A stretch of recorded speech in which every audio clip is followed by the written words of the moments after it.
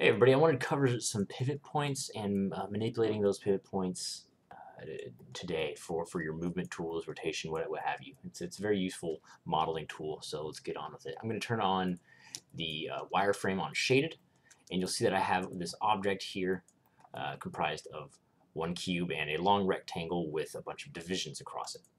Now, pivot points, you'll notice when I go into object mode, by default it sets it to the center of your object. If it for some reason is off to the side when you select it, so notice how I moved it over there, and I want to have that back on the center, I can go to modify center pivot. Boom, right there. It's back to where it was.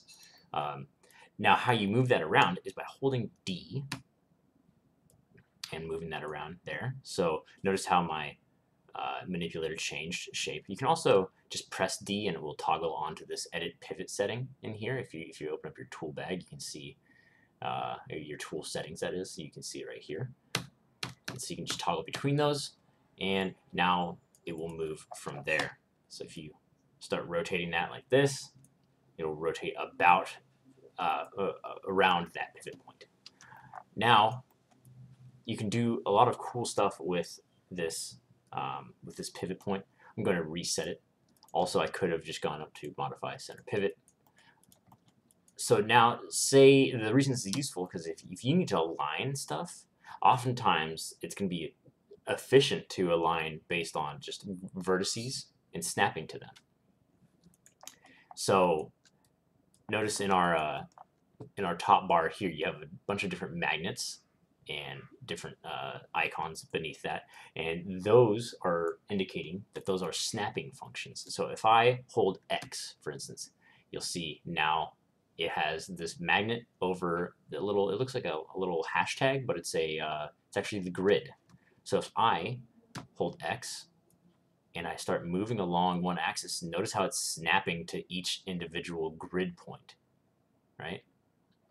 Now if I create a sphere, and if I hold V, it's highlighting a different one, and this one is indicating that it's snapping to verts. So if I hold this middle axis and I start dragging around, notice how it's snapping to all of those different verts, and you can see it jittering through the mesh because it's snapping to the verts behind on the back of the sphere.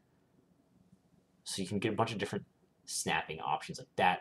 If you're dealing with one object, say I wanted to snap this cube, specifically this point, to this vert right there. The way we do this is by drag selecting over that entire cube. We have nothing else selected. I'm just going into 4 to make sure. Go back into 5. And I'm holding D to adjust that pivot point. And I can kind of eyeball it right there to get it there. However, I can also hold D and hold V. Remember how V was snapping to verts when we were snapping to the verts of the sphere? Now we're snapping this pivot to a vert. So we snap it to that vert right there, and I'm letting go of D and V, and now it's perfectly aligned with that vert. Ooh, I have some transformation constraints on. I don't want those. Turn those off. So you see this lone floating cube is drifting off there, and it's pivoting around that one vert. So now if we just hold V again, let's go back in our move tool first, and if we hold V again,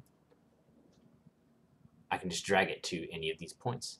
Same with all the points on the sphere. It's very useful for aligning things, like if you're aligning a sword into a sheath or something, it'd be pretty easy to do it this way. And notice how this cube is now touching that. It's a lot easier than just trying to eyeball that and move it into position, especially if you didn't snap it to this bottom. If you didn't snap it to this vert right there, it'd be really annoying to try to align that way. But yeah, so that's aligning tools and how to use them and how to use your pivot points. Thanks.